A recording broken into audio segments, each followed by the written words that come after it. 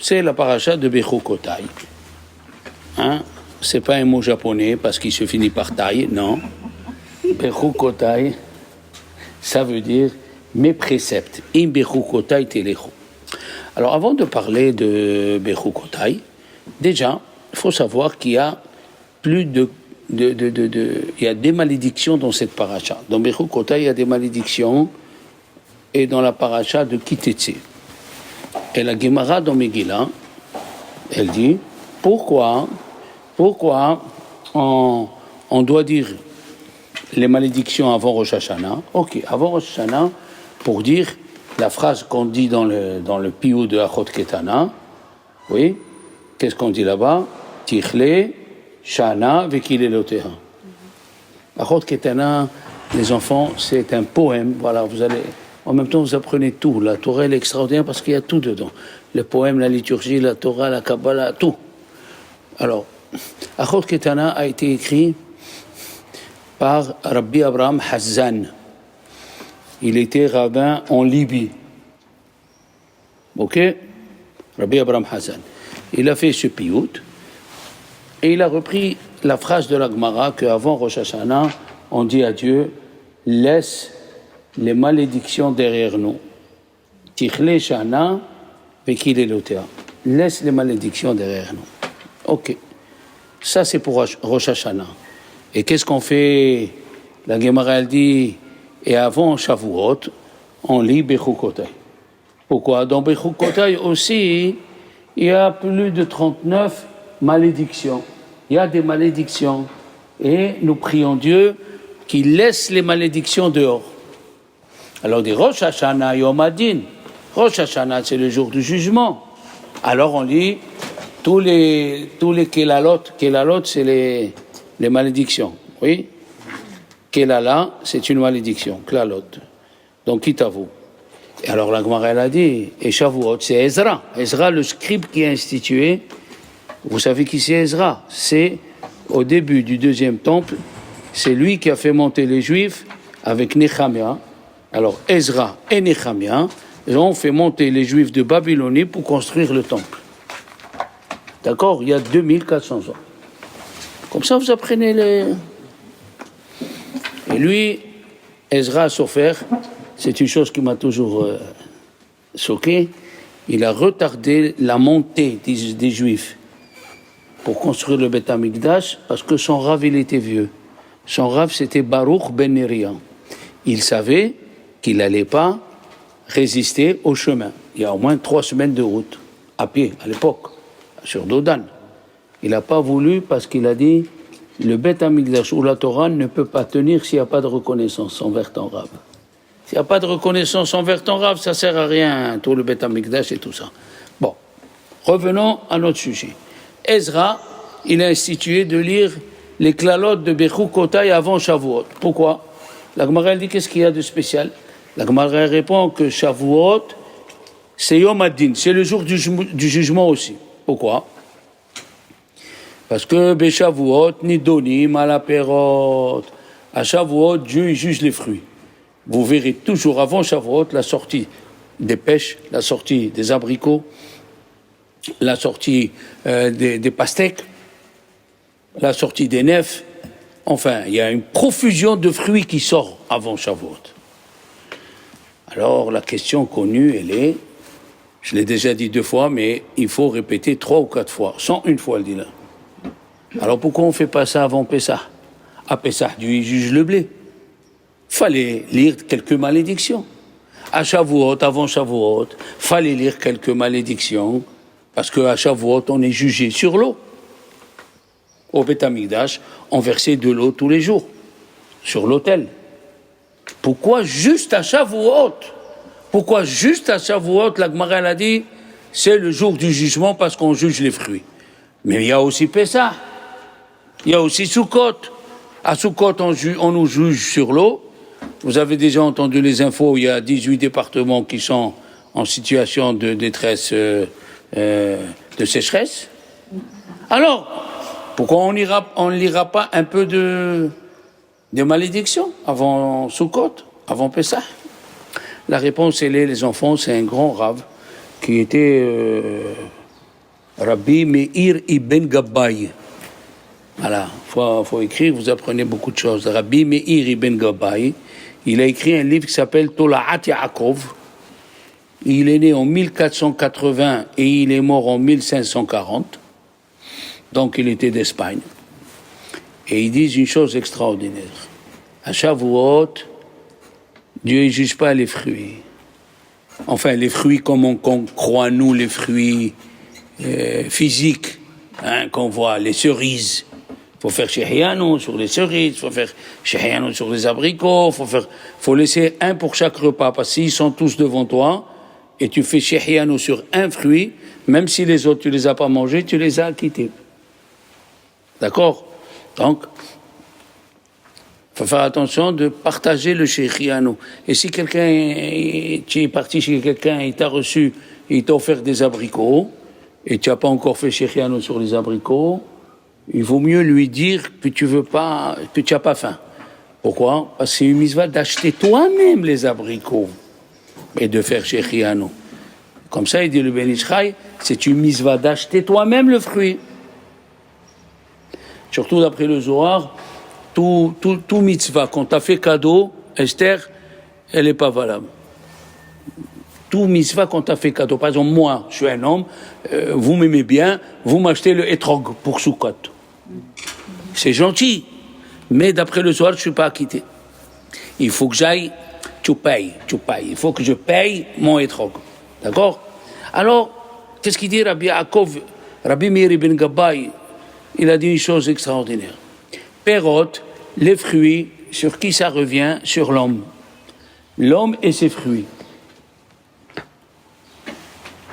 L'homme et ses fruits, c'est-à-dire, la Guémara dans Sota nous dit que si on trouve le cadavre d'un juif entre deux villes, la ville la plus proche, elle vient avec le Kohen, avec le maire de la ville, et qu'est-ce qu'ils disent? Ils disent là-bas, ils prient, nous te demandons pardon à Dieu, et on l'amène dans Nahal Etan. Qu'est-ce que c'est Nahal Etan? C'est un ruisseau où il n'y a pas d'eau. Il n'y a rien qui pousse. Pourquoi?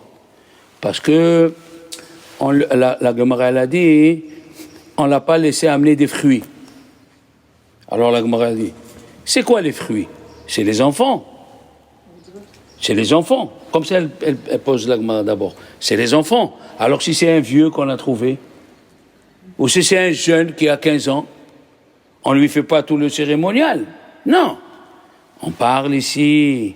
On ne l'a pas laissé amener des fruits, c'est quoi? Les fruits, c'est les mitzvot. Et comme c'est écrit dans la Torah, que l'homme qui a Adam, quand on dit ha Adam, c'est ou l'homme ou la femme. D'accord? Même toi, Esther, hein? Qui a Adam, car la personne, c'est un bois dans le champ, c'est un arbre dans le champ. La personne, c'est un arbre. Et si tu vois bien, l'arbre, il est composé de trois choses, les racines, le corps, le tronc, merci, voilà, je cherchais, et les fruits là-haut. Il dit le Ben Ish Chai, on est comme ça, nous aussi. Dans la tête, on a les yeux, les oreilles, toutes les choses avec quoi on fait les mitzvot. Après, on a le tronc, et spirituellement, on a les racines. Où tu as étudié, qu'est-ce que tu as fait? Comme ça. Donc, les fruits de la personne, c'est les mitzvot. Alors, il dit le Tola'at Yaakov. Il arrive Shavuot. Tu es jugé sur la Torah que tu vas avoir cette année. Hein? Si cette année, Corinne, tu es venue plusieurs fois au cours, tu as lutté, on va voir. Hein? Mais Emmanuel aussi, tu as lutté, qu'est-ce qu'il fait Dieu? L'année prochaine avec les anges, ils se réunissent et ils disent on va lui enlever le plus possible de dérangement pour qu'elle vienne au cours. La même chose un homme. Si le temps libre qu'il avait, il a occupé à étudier, à prier, il se rassemble les anges et là-haut pour lui donner une bonne parnassa qui se libère pour aller étudier. Et si c'est le contraire, vous savez ce qu'il fait Dieu? Il lui ajoute de la parnassa, il le tue. Du matin, on l'appelle le matin, le malade que tu as opéré, ça va pas, jusqu'à minuit. Tu n'as pas voulu étudier la Torah, on va te mettre dans là où tu es. Et il ne sait plus comment s'en sortir. Pourquoi? Parce qu'il a cru qu'en travaillant plus, il va gagner de l'argent plus, il va vivre mieux. Tout ça, c'est faux. C'est quand tu diminues ton métier et tu le consacres à la Torah, c'est là où tu vas trouver le temps. Donc, à Shavuot, on est jugé sur la Torah. Yom ad-din chez la Torah. Comme ça, il a dit ce kabbaliste, et Arizal, il a dit que tout ce qu'il a écrit, c'est vrai. Parce qu'il y a des fois, des kabbalistes, ils écrivent des fois, il y a des gens, enfin, qui ont écrit des livres, et Arizal dit, celui-là, il ne faut pas faire attention à lui. Celui-là, il ne faut pas faire attention à lui. Rabbi Moshe Cordovero, qui était un kabbaliste au temps de Arizal, en 1510-1520, à Tzfat, il a écrit 10 livres sur le Zohar qui s'appelle Pardes Rimonim. Pardes Rimonim, le verger des grenades. Alors, lui, il a écrit, vous allez voir qu'est-ce qu'il y avait dans cette ville. Il y avait Rabbi Moshe Cordovero, il y avait Arizal, il y avait Rabbi Yosef Karo, il y avait Rabbi Shemuel, Rabbi Eliyahu Davidash, excusez-moi, les noms. Rabbi Eliyahu Davidash, il a écrit un livre qui s'appelle Reshit Chochma. Rabbi Eliyahu Davidash. Alors, Arizal, il a envoyé son élève à Rabbi Chaim Vital. Il lui a dit, va voir. Parce que son livre, je ne sais pas, c'est très très sain. Il est parti, il l'a vu, il lui a dit, la figure de l'auteur est la même figure que son livre. Ça veut dire que ce qu'il a écrit, il vit. Il y a des fois, tu écris pour les autres, et toi, tu te conduis autrement. Comme ça, elle était la ville de Tzfat. C'était des gens... D'accord? Alors, la Torah nous dit, Im bechu kotai telechu. Si vous marchez dans mes préceptes. Pourquoi elle a employé? Tout le monde pose la question, pourquoi elle a employé si vous marchez? Si vous, il dit Rashi, Shetiyu amelim batorah. Sur ce Rashi, voilà. Sur ce Rashi, tous les livres, ils ont parlé.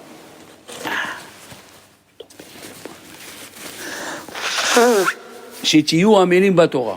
Que vous vous peinez dans la Torah. Il n'y a pas écrit Shetiyu lomdim. Il n'y a pas écrit que vous étudiez. Vous vous peinez dans l'étude. C'est pas facile. Je vais vous donner juste un petit exemple. Arizal, il est né en Égypte. Il vient de la famille de Louria. Louria, c'est ceux qui habitaient au bord de la Loire. On les appelait Louria, tu as vu ça? Et il est arrivé en Égypte, il a grandi là-bas, il s'est marié avec sa nièce. Après, il lui a un avis, il lui a dit, il faut monter à Tzfat, tu dois enseigner la Torah à Rabbi Chaim Vital. Et Rabbi Chaim Vital, il lui a dit, pourquoi vous êtes sorti grand dans la Kabbalah? Moi, je suis plus âgé que vous et je suis moins que vous. Pourquoi? C'est une question, je veux savoir. Elle a dit, vous avez étudié en vous peinant. Moi aussi, j'ai étudié en me peinant. Alors Arizal lui a dit, quand tu ne comprenais pas quelque chose dans le Zohar, qu'est-ce que tu faisais? Il lui a dit, je jeûnais 3 jours pour comprendre. Il lui a dit, Arizal, moi je jeûnais 8 jours. Voilà la différence. Shetiyu amelim batorah. Il faut se peiner. Il n'y a rien sans se peiner. Mettez-vous ça dans la tête. La Gemara dont Sanhedrin nous dit, la page Tzadiktet 99, dans la Gemara de Sanhedrin, Adam le'amal yulad. Un homme, il est né pour se peiner. La Torah ne peut pas venir chez toi. Si tu es assis, tu suis une série. Attends, il y a une série là, je ne sais plus les séries qu'il y a aujourd'hui. Avant, quand ils étaient petits, les petits, ils suivaient, je ne sais pas, Hutch, Starty et Hutch, quelque chose comme ça. Ah, je me rappelle les élèves en classe. Monsieur, vous avez vu l'épisode? Quel épisode? Ah, dit Hutch. Et là, il suit. Si tu es attrapé à tes plaisirs personnels, tu ne peux pas. Chez Tio, la Gemara a dit, Adam le Amal Yolad. Un homme, il est né pour se peiner. Adam le Amal Yolad. À la Gemara, elle dit, est-ce qu'il est né pour se peiner dans son travail? Ou il est né pour étudier, pour se peiner avec la bouche? Ah, la Gemara, elle a dit, qui akaf alaf piou. Il a obligé sa bouche à parler. Ah, on comprend ici qu'il est né pour étudier. Alors le Chafetz Chaim, il pose la question, comment c'est possible de dire qu'un homme il est né pour le travail? Vous comprenez la question, Corinne? Comment tu me dis, un homme il est né pour se peiner? Et la Gemara elle a dit, est-ce que c'est pour se peiner avec la bouche, pour étudier la Torah, ou pour se peiner avec son corps? Comment la Gemara elle peut dire qu'un homme il est né pour se peiner avec son corps? Il dit, Chafetz Chaim, on oublie que l'essentiel, c'est de ne pas faire de péché, ok? Et quand tu travailles toute la journée, le soir, si ton copain t'appelle, tu dis, tu viens avec moi, on va aller, il y a un dancing. Ah, Khoya, laisse-moi tranquille. J'ai 12 heures de boulot sur le dos, tu ne vas pas t'ajouter avec ton dancing. Alors, la Gemara, elle demandait, est-ce que même le travail, ça fait partie que l'homme, il est né pour se peiner ou que l'étude? La Gemara répond, non, l'étude. Et c'est ce qu'il a dit Rabbi Meir. Tout le monde aime Rabbi Meir, oui. Quand il y a un problème à la maison, allez me bouger pour Rabbi Meir, tu as compris? Et tu dis, Ela de Rabbi Meir aneni. Rabbi Meir dit, Eve me ma'et ba'esek. Travaille moins. Eve me ma'et ba'esek va'asok bator. C'est ça, imbechu kotay telechu. Si vous marchez dans la Torah, il dit Rashi, shetiyu amelim. Il faut vous peiner pour étudier la Torah. La Torah superficielle, elle ne marche pas. Nous avons trouvé des exemples d'études de la Torah. Rabbi Shimon bar Yochai, il s'est marié, il est parti 13 ans étudier. Il est revenu avec sa femme, il a eu le problème des Romains, il est parti encore étudier 13 ans. Rabbi Shimon bar Yochai. Rabbi Akiva, sa femme, elle a vu, c'était un berger. Il faut qu'on fasse un cours pour Rabbi Akiva. C'était un berger, elle était la fille du plus grand. Il y avait 3 grands Richards à Jérusalem. Un d'eux, il s'appelait Kalba Savoie, le chien rassasié. Pourquoi on l'appelait comme ça? C'est un surnom. Tout celui qui rentrait chez lui, il mangeait tellement qu'il ressortait rassasié comme un chien. Parce que le chien, le pauvre, la Gemara l'a dit dans Betsa, toute sa vie, il souffre, il a faim. D'accord? Alors, la fille de Kalba Savoie, elle s'appelait Rachel. Elle a vu Rabbi Akiva, il était berger. Pendant 40 ans, il était berger. Elle a vu sa conduite. Toujours gentil avec les petits moutons, les petites chèvres. Toujours comme ci, comme ça, viens. Comme ça, il donnait à manger, comme David Ameller. Et il sortait les petites chèvres qui mangeaient d'abord l'herbe tendre. Après, il sortait les chèvres moyennes pour manger l'herbe qui est un peu dure. Après, il sortait les chèvres qui sont adultes, qu'ils arrachaient. Il savait comment se conduire, comme mon cher Rabbeinu aussi. Dieu il lui a dit, tu sais te conduire avec les animaux comme ça. Il y a un agneau qui s'est taillé, il est parti jusqu'au bord du ruisseau, il a bu. Et Moshe il lui a dit à l'agneau, je ne savais pas que tu avais soif. Il lui a donné la soif, après il l'a mis sur ses épaules. Tu vois, Rabbin Ona mettre un agneau sur ses épaules. C'est ça, on croit nous que ça a existé qu'avant. Ça existe aujourd'hui aussi. Des rabbanim qui font attention aux petites choses. Alors, la Gemara elle raconte à la fin de Chagiga, Rabbi Yochanan, il est passé devant une palmeraie et il a dit à son beau-fils, cette palmeraie je l'ai vendue pour aller étudier la Torah. Ils sont passés devant une vigne, un Saint-Estèphe ou un Saint-Émilion.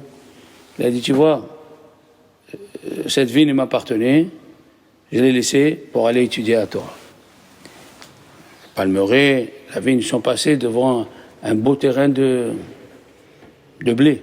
Il a dit, ça c'était à moi, je l'ai laissé pour aller étudier la Torah. Il s'est mis à pleurer son beau-fils. Il lui a dit, qu'est-ce que tu as laissé pour ta vieillesse? Il a dit, moi, j'ai étudié quelque chose qui a été donné encore un jour, alors que le monde il a été fait en 6 jours. Celui qui a donné la Torah, c'est lui qui verra ce que j'ai dans ma vieillesse. Et qu'est-ce qu'elle dit la Gemara? Qu'il y a un verset dans le Shir HaShirim. Vous savez qu'est-ce que c'est Shir HaShirim? Le cantique des cantiques.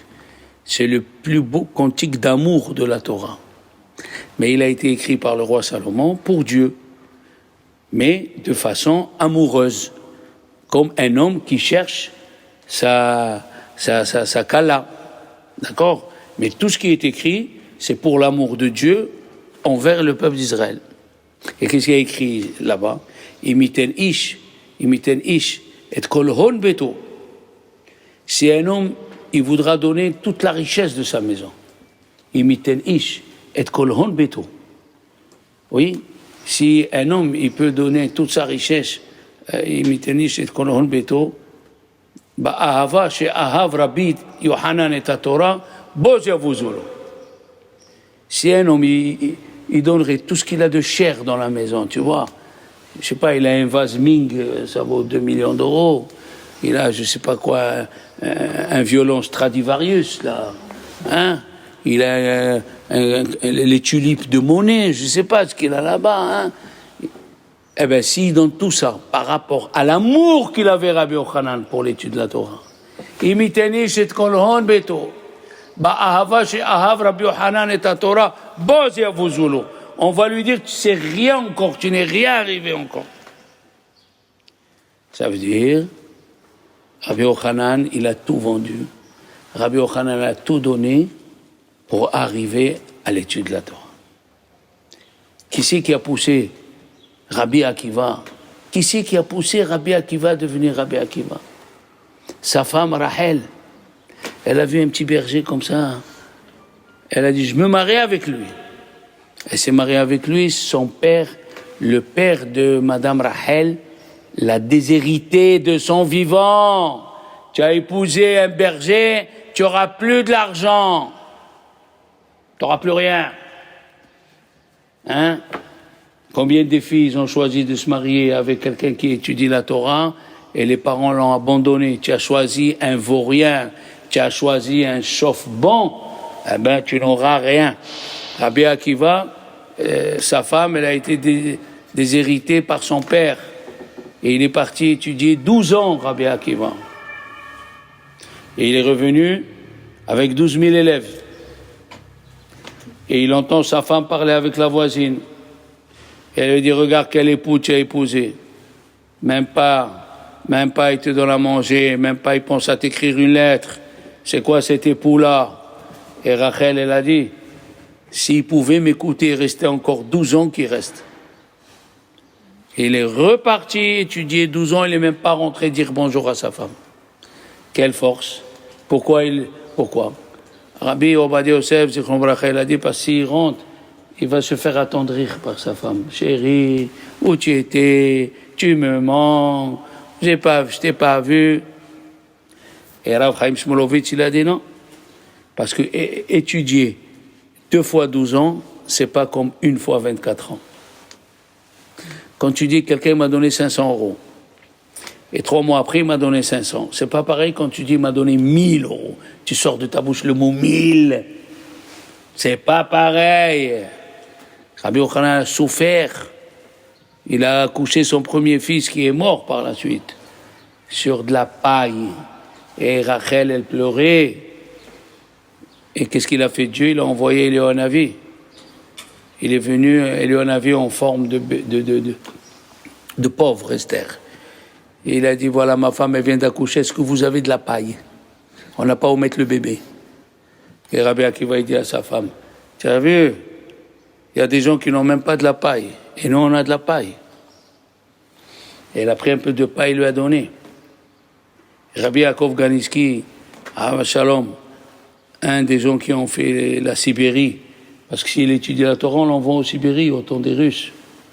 Il a posé une question, il a dit, on sait qu'il y a un avis, il donne. Jamais il prend. Comment ça se fait que cette fois-ci, il a pris? Parce que la Torah, elle dit, pour devenir quelqu'un de grand, tu dois dormir par terre. Hein? Tu dois dormir à ce point, pour l'amour de la Torah. Maï bamisura tishte, mais à la ares tishan. Tu dois dormir même s'il faut dormir par terre. Et comme il y avait la paille, ça faisait une séparation entre son corps et le sol. Alors il lui a dit, Éléonavi, donne-moi la paille, et moi je vais te rendre un très grand Talmid Chacham.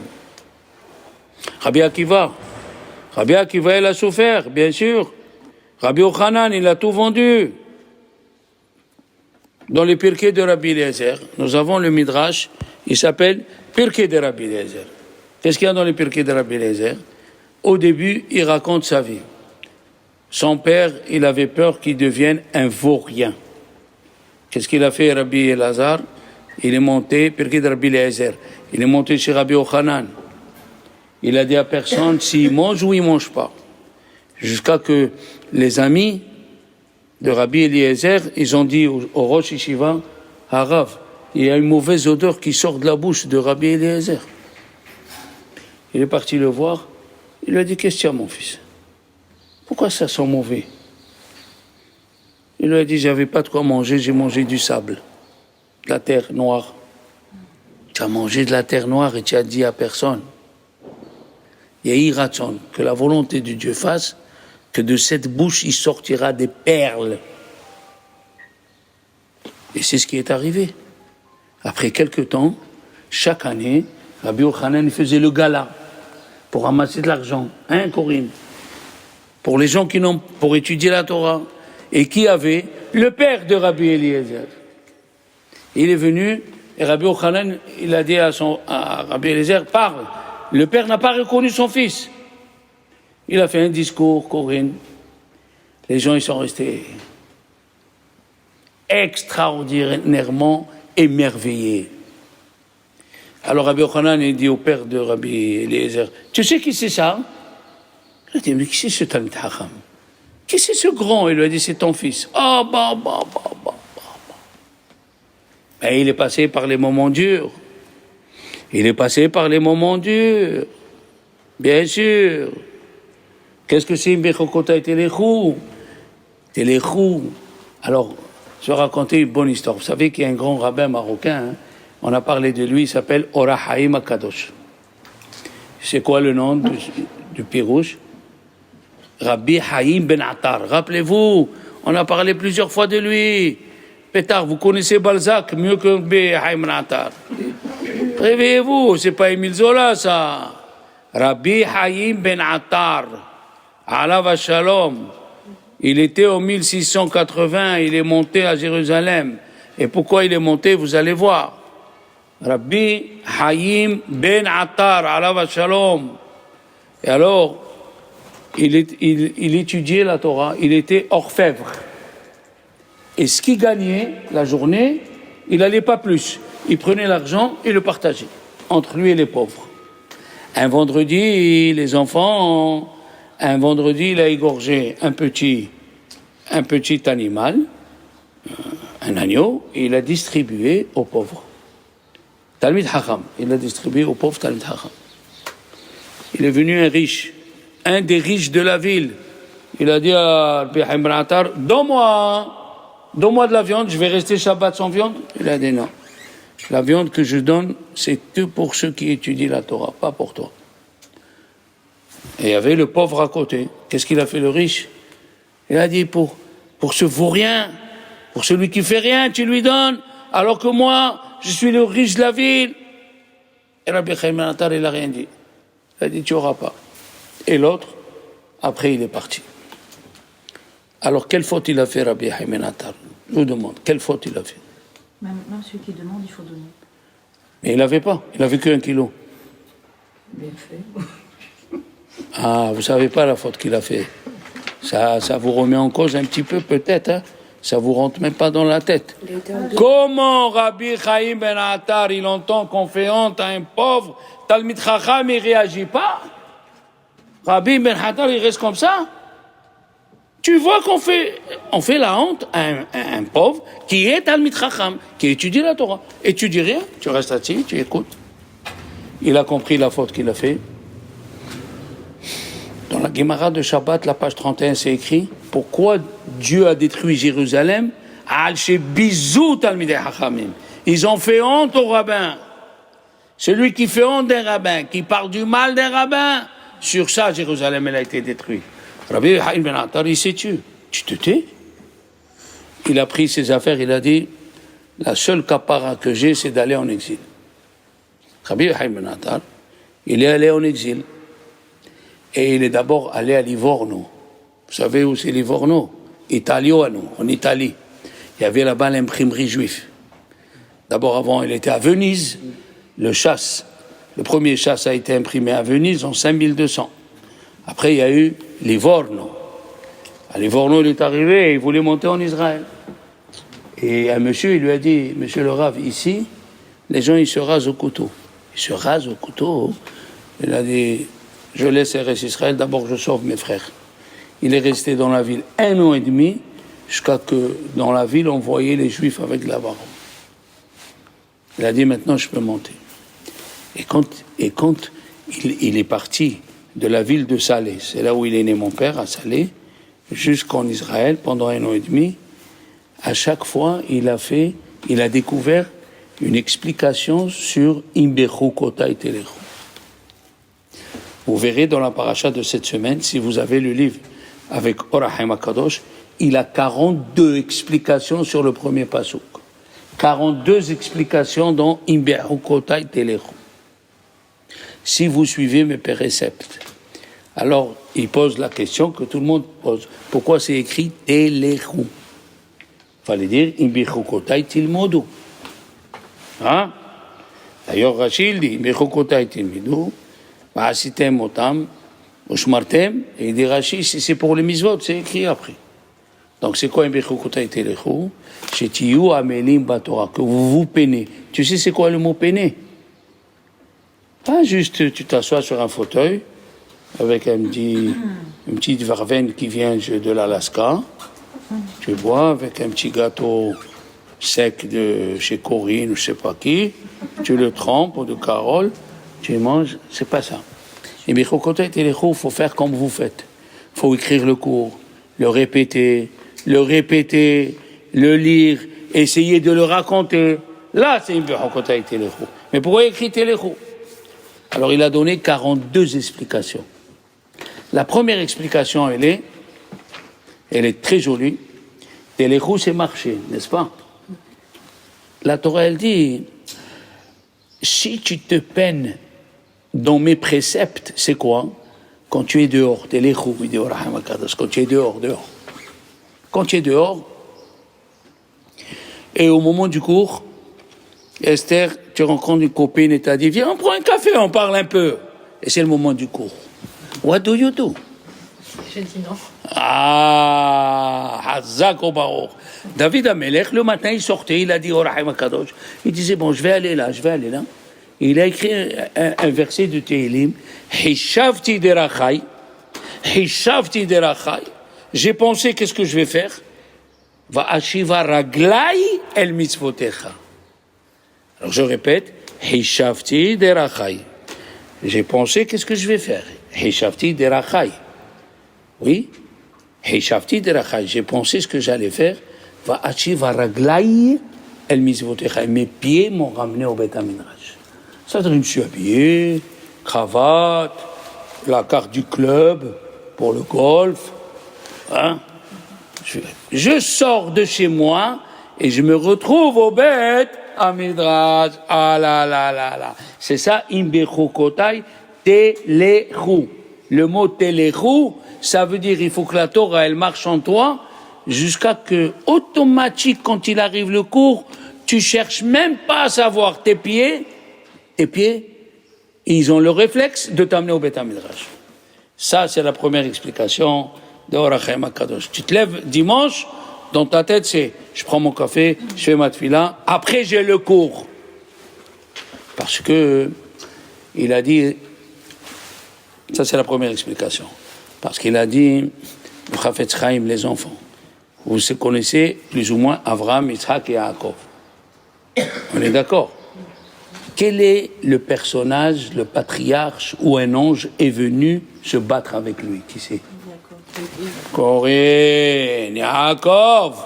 Avraham, il n'y a pas eu d'ange qui est venu se battre avec lui. Yitzhak, il n'y a pas eu d'ange. Mais Yaakov, il a eu l'ange qui est venu se battre avec lui. Why? Pourquoi? Alès? Pourquoi? La main?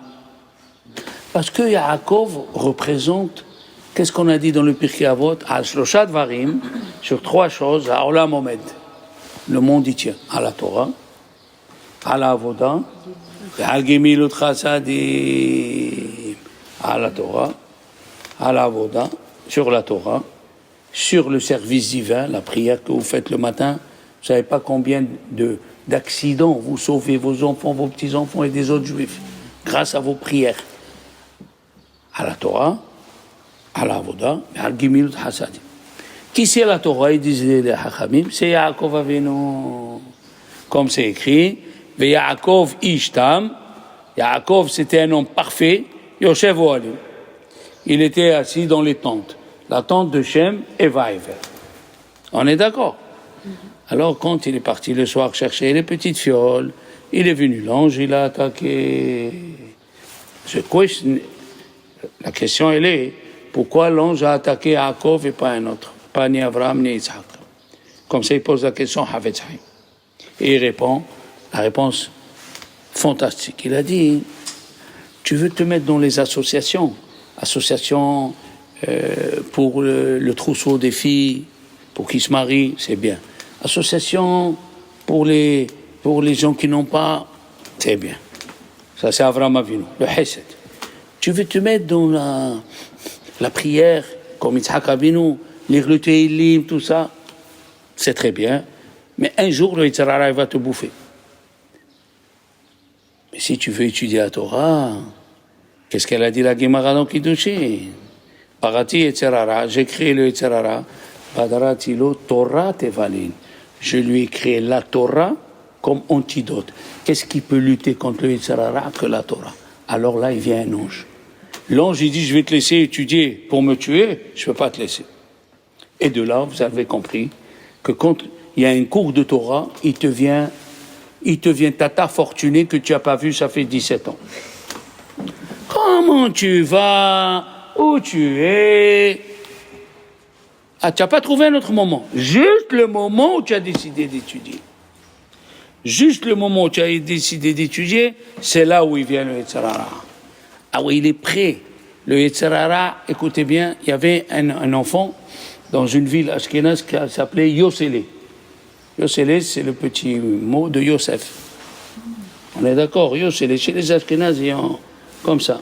Yosef, Yosele. Rachel, Rechele. Des petits noms comme ça. Même chez les juifs espagnols, ils ont des petits noms. D'accord? Alors, il a écouté que les mamans de la ville disaient à leurs enfants, attention, tu sors voyou comme Yosele. Attention, tu sors voyou comme Yosele. Moi, je suis le voyou. Il a, sans demander à son père, il a fait l'autostop, il est arrivé à la yeshiva de Rabbi Chaim Ivoloshin. Pas n'importe quelle yeshiva. On est en 1740, 1760. Il est rentré, il lui a dit, mais qu'est-ce que tu veux toi? Tu as une lettre d'approbation d'un rabbin de la ville? Il a dit, non, mais je veux faire mes preuves. Si je suis bien, vous me gardez. Si je suis mauvais, vous me sortez.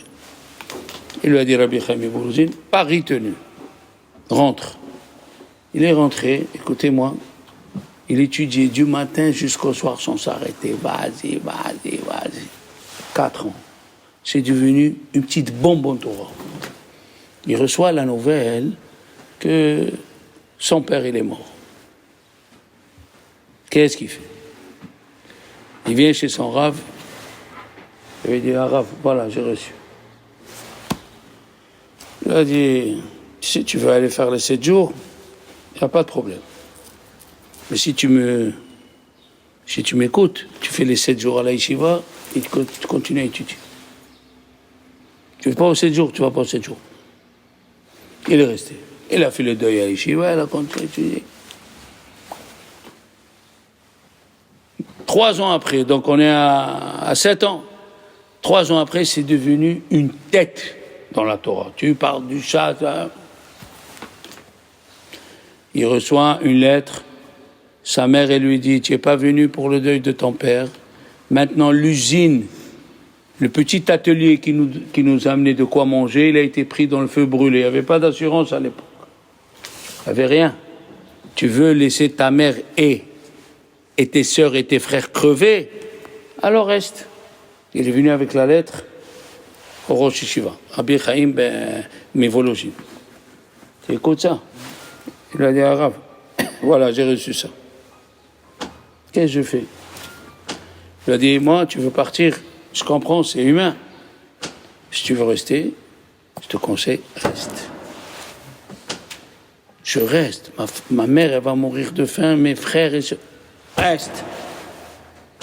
Il est resté. 4 et 3, 7, 8, 9, 10. 10 ans après qu'il est venu, il est arrivé à avoir la lettre d'approbation qui peut juger. Pas qui peut répondre à ce que je peux dire Baruch ou Baruch Shemo. Qui peut juger. Qui est venu? Il est venu le président avec le comité d'une grande ville pour chercher un rabbin. Avant, les enfants, les présidents, ils étaient des Talmidei Chachamim, ils étudiaient le soir, le chasse.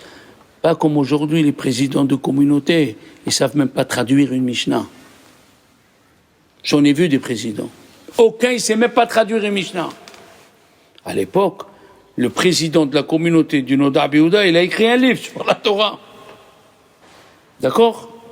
Il est venu chez Rabbi Chaim Mivologine. Rabbi Chaim Mivologine, il a dit, allez-y me chercher Yossele. Ils sont partis, ils ont cherché Yossele. Est venu Yossele. Il lui a dit, Yossele, fais un Dvar Torah devant ces gens-là. Il a fait un Dvar Torah où il a collé tout le chasse. De Masechet Berorot à Masechet Shabbat, de Masechet Shabbat à Masechet Eruvin, Psahim, il a tout mélangé. Il a fait un discours phénoménal. Alors il leur a dit, alors, il a dit, on le prend comme rabbin. Et il est devenu rabbin d'une grande ville. Mais c'est la suite qui est le meilleur.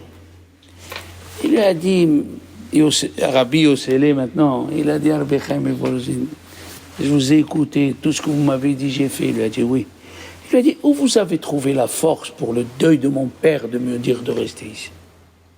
Où vous avez trouvé la force de me dire, l'atelier de ton père il s'est brûlé, vous m'avez dit de rester ici? Il a dit, écoute bien ce que je veux te dire. Le Yetzer Hara, il était prêt à brûler toute la ville de ton père. L'essentiel que tu quittes la yeshiva.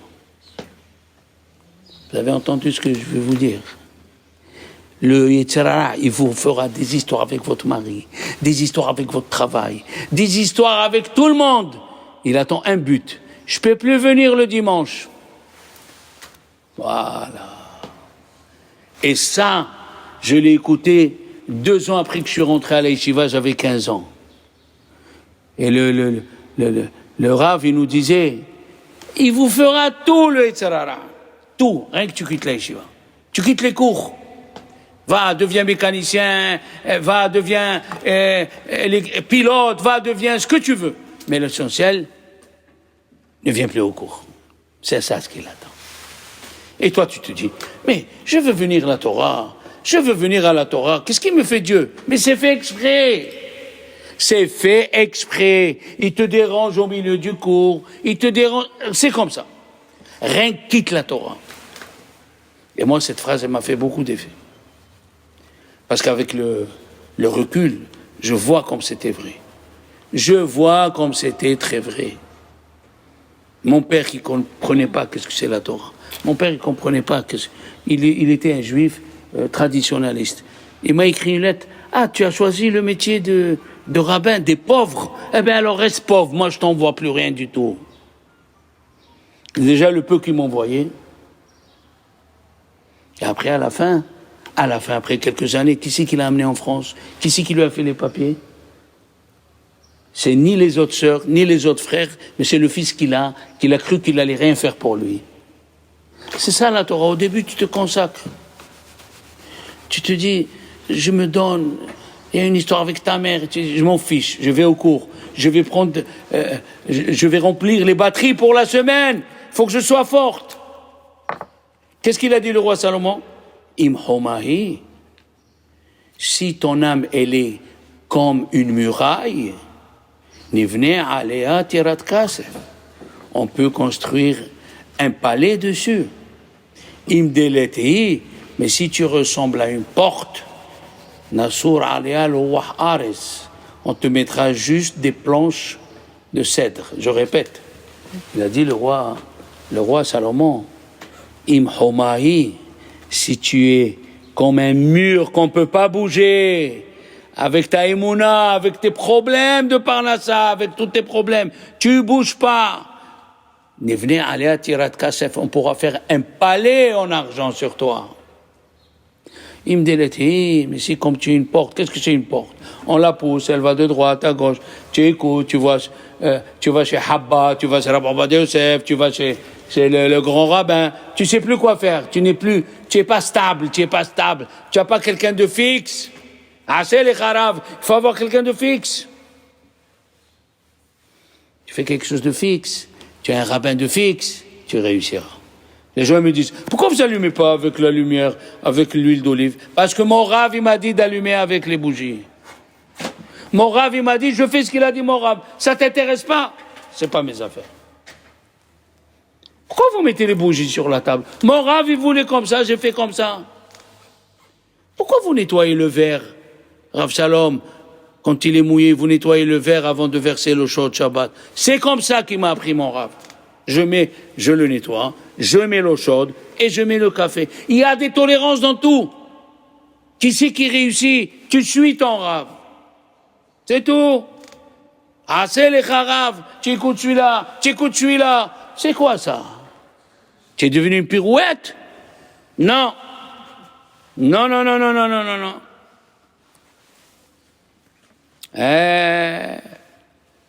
Et le Or HaHaim, il a donné la première explication, qu'on doit voir la Torah en toi au dehors du Beth HaMidrash. Tu as des copines, il y a une qui te dit viens on va au cours, et une qui te dit viens on va aller au cinéma, viens on va aller au théâtre. C'est pas ça pour toi. Le théâtre, on prend ton imagination pendant 2 heures, et après 2 heures c'est du vent. C'est du vent. Tout est dans la Torah. Il suffit de trouver un Rav, le Rav qu'il te faut. Oui, ça c'est la première explication qu'il a dit. Or HaHaim Kadosh.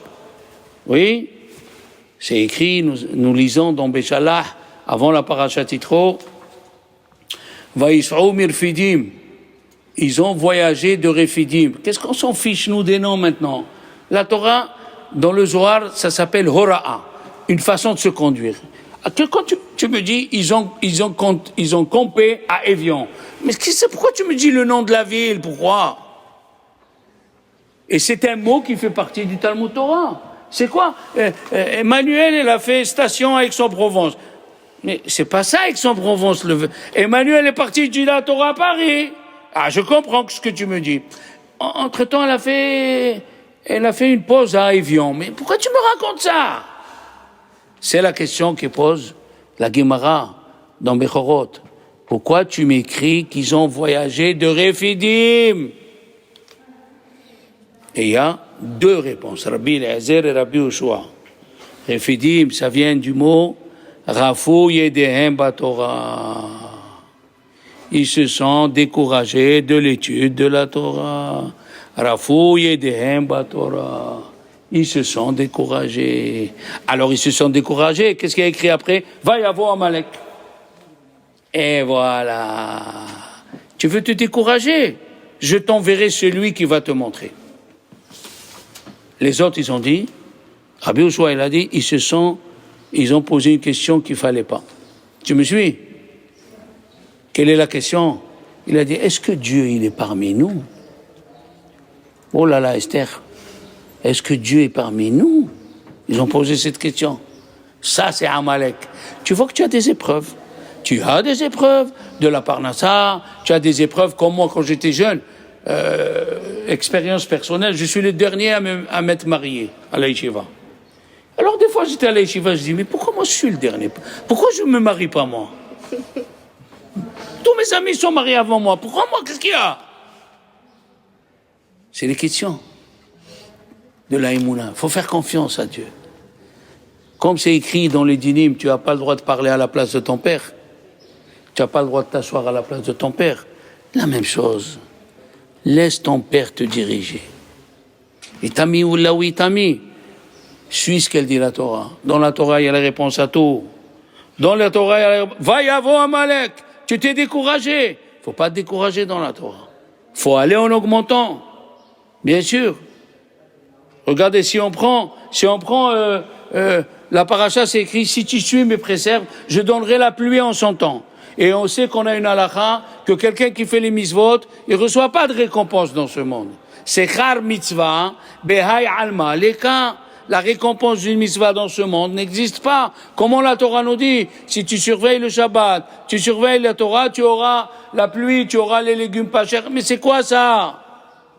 Il dit à Rambam Maïmoun, il dit, c'est pas une récompense. C'est une aide pour venir étudier. Si tu étudies la Torah et il voit Dieu comment tu te peines, comment tu étudies, il te donnera les moyens de venir. Il te donnera les moyens de continuer. Comme ça, il dit à Rambam. À Rambam, il dit,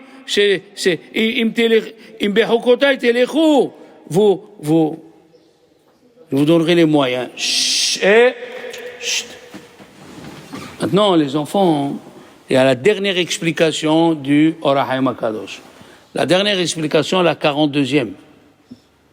Si tu fais des choses pour pas que la Torah s'oublie, ils ont demandé à Rabbi Chia, qu'est-ce que tu feras pour que la Torah ne s'oublie pas? Il a dit, je vais semer des graines du lin. Après, quand il va pousser le lin, je vais le couper pour faire des filets. Et après, avec ces filets, je vais aller chasser des chevreuils et des gazelles. Après, je vais égorger les chevreuils et les gazelles et je vais donner l'argent à des pauvres et à des orphelins. Après, je prends la peau, je vais la tanner, on va tanner la peau et après, je vais écrire le Sefer Bereshit. Après, je prends 5 ou 6 élèves, je leur apprends Bereshit. Après, je prends la deuxième peau, j'écris Shemot. Et après, j'enseigne le Shemot à d'autres élèves. Après, je prends Vaikra et ceci, cela. Dites-moi, si moi je serais venu dans une école juive et je dis, voilà, il nous faut de telles choses, et il n'y a pas, je vais prendre une peau, je vais faire des trucs, ça va prendre combien de temps ça? Un an. Qu'est-ce qu'il a fait Dieu? Il a vu que notre génération, elle est petite dans la Emouna, il a créé la photocopieur. Tu n'as pas besoin d'aller planter le lin, tu n'as pas besoin de faire les filets, tu n'as pas besoin de chasser la gazelle, tu n'as pas besoin de donner la viande, ni de tanner. Rabbi Chia, il a fait tout pour que la Torah ne s'oublie pas. Alors quand on monte dans le ciel, les enfants, quand on monte dans le ciel, après tant et tant d'années, on monte dans le ciel, il y a la Merkava. Il y a un chariot en feu qui vient te prendre avec des anges et il t'amène. Sauf la Merkava de Rabbi Chia ou la Merkava du Rav Ruimi, qui a donné sa vie pour les écoles juives. Il a donné sa vie, son argent, sa santé, tout. La Merkava, on ne voit même pas les anges tellement ils sont hauts. Si tu es une femme qui aide son mari comme Rabbi Akiva. Rabbi Akiva, il est parti chez les petits étudier la Torah avec son fils. Au Ghana à 3 ans. Il lui a dit à sa femme, j'ai honte. Il lui a dit, viens voir. Sa femme, qu'est-ce qu'elle a pris? Elle a pris un âne, elle a pris des plants, de petites fleurs, et elle l'a mis sur le dos de l'âne. Alors il passait au marché, tout le monde voyait un âne avec des fleurs, mais c'est quoi ça? Le premier jour, ils ont rigolé. Le 10e jour, il y avait moins de gens qui rigolent. Qu'est-ce qu'ils disaient? Eh ben, c'est son habitude. Il a dit, Rachel, elle a dit à Rabbi Akiva, le premier jour, ils vont rigoler de toi. Tout le monde est assis, ils voient un type de 42 ans. Qu'est-ce que vous faites là? Vous êtes à la retraite ou quoi? Qu'est-ce que vous faites là, monsieur? La première fois, elle a dit, qu'est-ce que vous faites là? La deuxième fois, la troisième fois. Après, tout le monde ne disait rien. Et il a commencé à grandir. Quand quelqu'un aime la Torah, Dieu lui ouvre le cœur.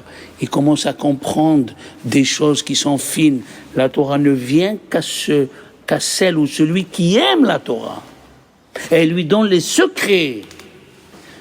Tu crois qu'un type, un monsieur ou une femme que pendant 40 ans, elle était ingénieure d'avion, et après 40 ans, elle veut s'asseoir, étudier, donner des explications, comme quelqu'un qui était 40 ans Beth Midrash? Jamais de la vie.